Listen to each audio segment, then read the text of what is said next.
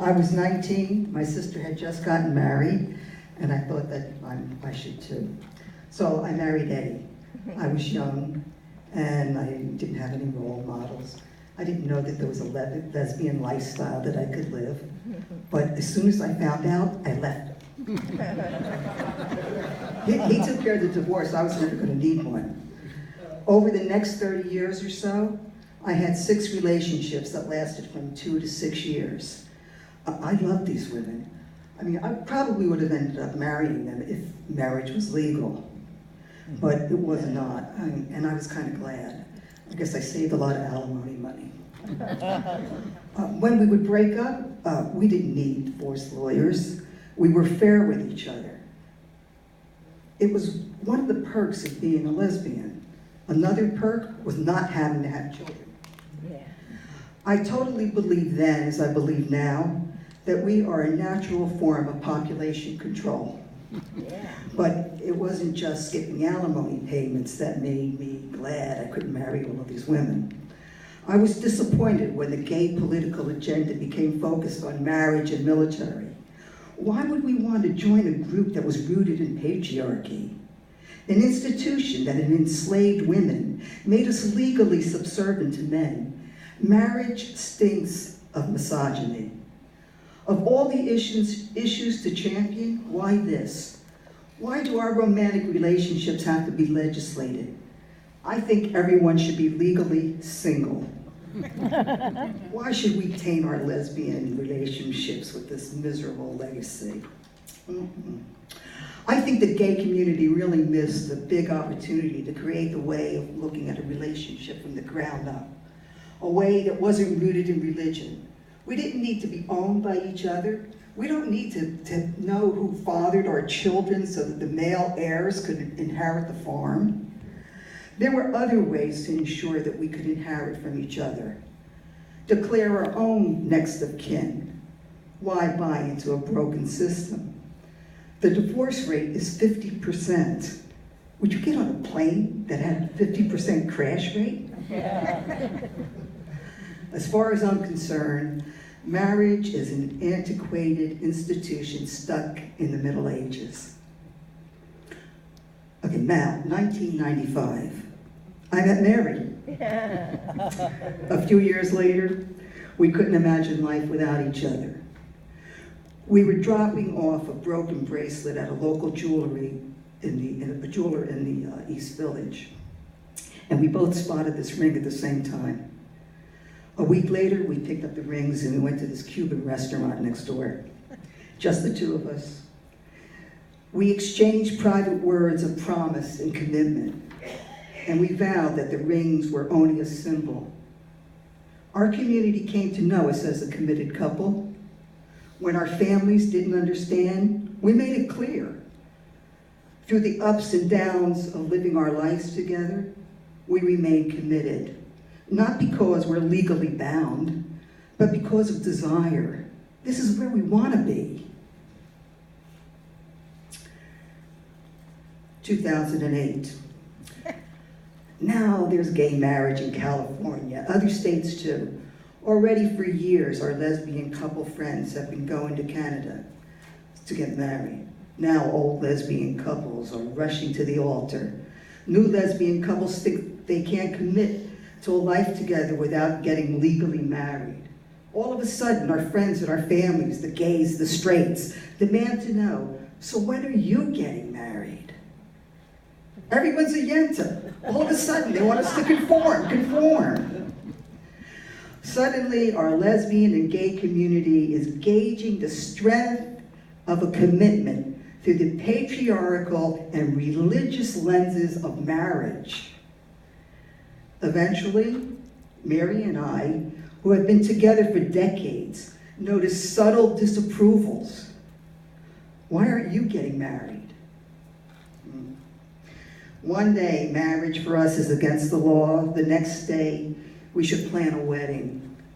Overnight, we've been welcomed into their exclusive club, and we should be grateful. Mary and I, we don't think so. 2019.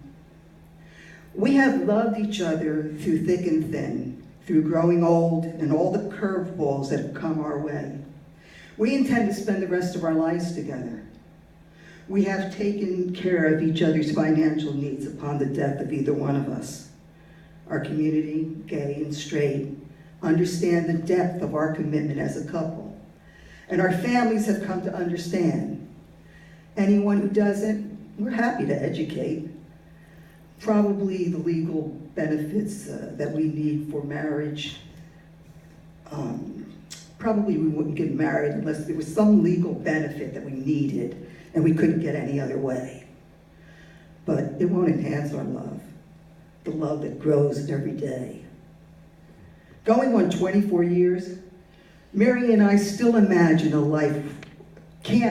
a life without each other. We can count the exact number of nights that we haven't slept in the same bed. Once when there was a transit strike and she couldn't get back to New Jersey.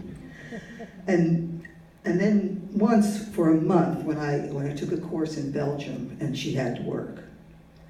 When Mary was recovering from a recent accident and had to sleep on the recliner for 3 months, I slept on the couch so that I could be in the same room with her. We have traveled all over the country to attend every lesbian wedding we've been invited to. We support your right to choose marriage, but we don't choose it for ourselves. We stay together year after year out of desire and love. It's that simple and it's that powerful.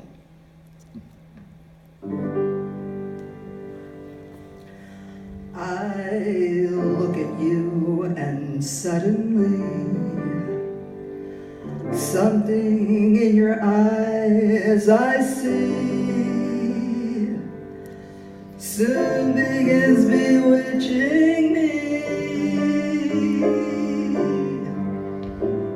It's that old devil moon that I stole from the sky. It's that old devil moon in your eyes. Just you and your glance to make my romance too hot to handle.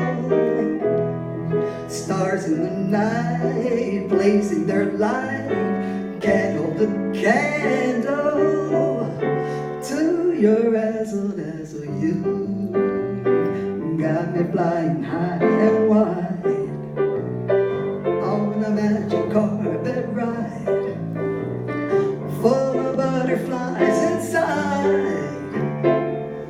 I wanna cry, wanna croon, wanna laugh like a loon. It's that old devil moon in your eyes. Just when I thought I'm free as a dove, old devil moon deep in your eyes blinds me with love.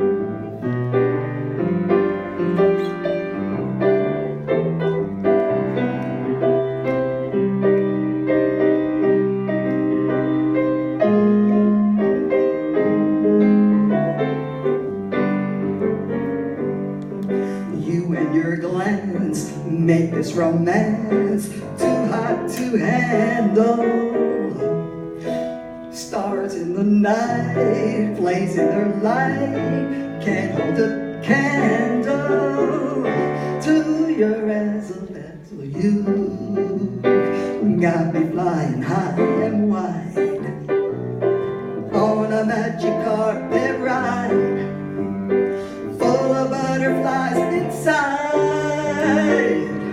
I wanna cry, wanna croon, wanna laugh like a loon. It's that old devil moon in your eyes.